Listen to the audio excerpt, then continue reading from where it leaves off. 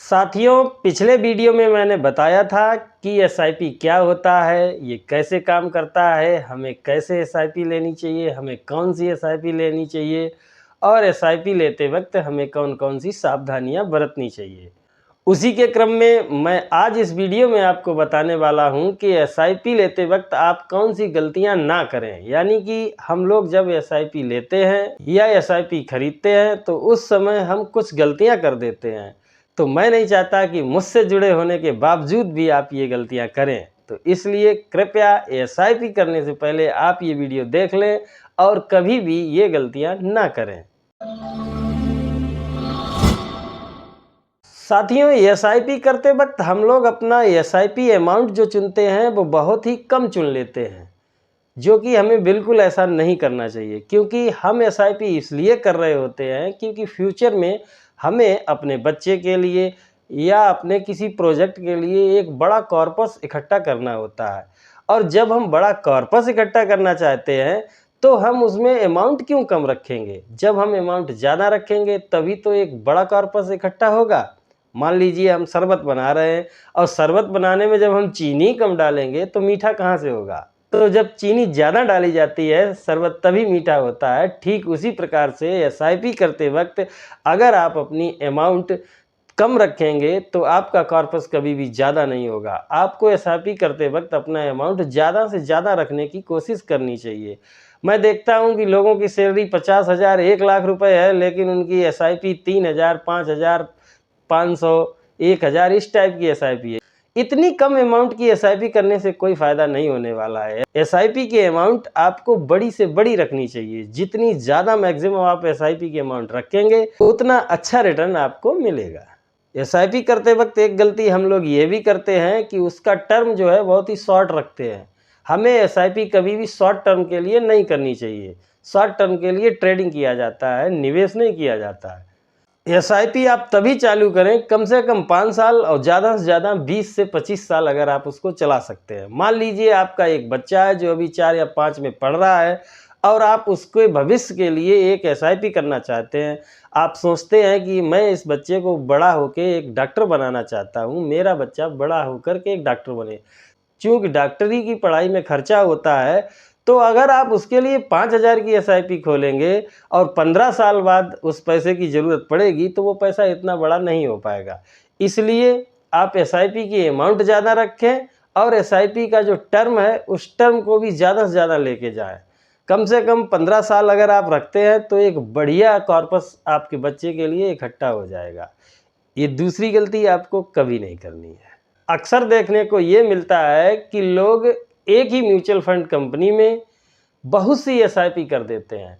आपको एक ही एएमसी में कई एसआईपी नहीं करनी है। मान लीजिए आपने एक कोई मिड कैप एसआईपी कर रखी है, एक कोई लार्ज कैप एसआईपी कर रखी है, एक एसआईपी आपने स्मॉल कैप में कर रखी है। तो ये तीनों एसआईपी आपकी अलग अलग 3 एएमसी में होनी चाहिए। मान लीजिए एक आपने आदित्य बिरला सन लाइफ में कर दी, तो दूसरी एक्सिस म्यूचुअल फंड में कर दो, तीसरी कोटक में कर दो। आपको अपना एएमसी हर बार चेंज करना है। एक ही एएमसी में सारी एसआईपीज नहीं करनी है। इसका फ़ायदा ये होता है कि मान लीजिए कल को कोई एक एएमसी बैंक करप्ट हो जाती है या बहुत तगड़ा लॉस उठा लेती है तो आपका सारा पैसा ना डूबे, है ना? तो इसलिए आपको जितनी भी एसआईपीज करनी है हर बार एक नई एएमसी में करनी है। एक ही एएमसी में एक से ज़्यादा एसआईपी नहीं करनी है। एसआईपी करते वक्त ध्यान रखने वाली बात यह भी है कि आप अपनी एसआईपी की रकम को हर साल स्टेप अप करते चलें। मतलब इस साल आपकी सैलरी अगर 50,000 रुपये है और आप 5,000 रुपये की एसआईपी कर रहे हैं और अगली साल आपका इंक्रीजमेंट लग के आपकी सैलरी 55,000 रुपये हो जाती है, तो उसी प्रोपोर्शन में आपको अपनी एसआईपी की भी अमाउंट बढ़ा देनी चाहिए। मिनिमम 10% इंक्रीजमेंट आपको अपनी एसआईपी अमाउंट पे करना चाहिए। यानी कि इस साल अगर आप स्टार्ट करते हैं 5,000 से तो अगली साल आपका अमाउंट 5,500 रुपये होने चाहिए। कम से कम 10% से आप अपनी एसआईपी को स्टेप अप करते चलें। इससे फ़ायदा ये होगा कि लॉन्ग टर्म में आपको एक बहुत बड़ी वेल्थ क्रिएट करने का मौका मिलेगा। आपको अच्छे रिटर्न मिलेंगे, एक बड़ा कॉर्पस इकट्ठा हो जाएगा। अक्सर ये देखा गया है, जैसा अभी कोरोना काल में हुआ था, कि जब भी मार्केट क्रैश होता है तो लोग अपनी एसआईपीज बंद कर देते हैं। लेकिन दोस्तों, दरअसल वही असली समय होता है अपनी एसआईपीज को और इंक्रीज करने का। उस समय तो ऐसा होना चाहिए कि आप अपना लमसम भी डाल दें। अरे भाई, मान लीजिए 72 की एनएवी पे आप कोई एसआईपी 5,000 रुपये हर महीने की कर रहे थे, बाजार क्रैश हुआ, वही 72 की एनएवी अब 42 पे आ गई है, तो उस समय आप लोग एग्जिट ले लेते हो, बाजार को छोड़ के भाग जाते हो। वही समय होता है। पहली बात, आप तो अपनी एसआईपी कंटिन्यू रखें, और दूसरा उसमें लमसम और डालें।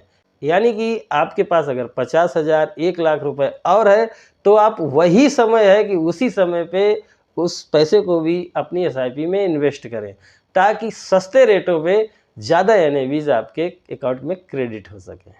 और लास्ट में एक बात और बताना चाहूँगा कि कभी भी अपनी एसआईपीज को ज़्यादा मत रखें, अपनी एसआईपीज को लिमिट में रखें। यानी कि आप ज़्यादा से ज़्यादा 3 या 4 एसआईपीज कर लें। मैंने देखा है लोगों के पास 13-13 एसआईपीज हैं। अभी एक बहुत बड़ा बंदा है, अपने आप को बहुत बड़ा इन्वेस्टर मानता है, उसने अपना म्यूचुअल फंड अकाउंट मुझे खोल के दिखाया तो उसके पास 9 एसआईपी थी। अब 9 एसआईपी लेने के बाद आपने तो बाजार का पूरा ही शेयर खरीद लिया, तो आपको रिटर्न क्या मिलेगा, है ना? इससे तो अच्छा आप इंडेक्स ही ले लेते। तो इसलिए आपको जब भी एसआईपी शुरू करनी है तो अपनी एसआईपी को लिमिट करिए। आप एक एसआईपी स्मॉल कैप में ले लो, एक मिड कैप में ले लो, एक लार्ज कैप में ले लो, बस हो गया। अब इससे ज़्यादा एसआईपी क्यों रखनी है? तो आप ये गलती बिल्कुल ना करें, अपनी एसआईपीज को लिमिट में रखें। हाँ, उनकी अमाउंट बढ़ाइए, उनको स्टेप अप कीजिए, उनको जब भी मौका मिले लमसम कीजिए, क्रैश के टाइम में तो ज़रूरी लमसम कीजिए।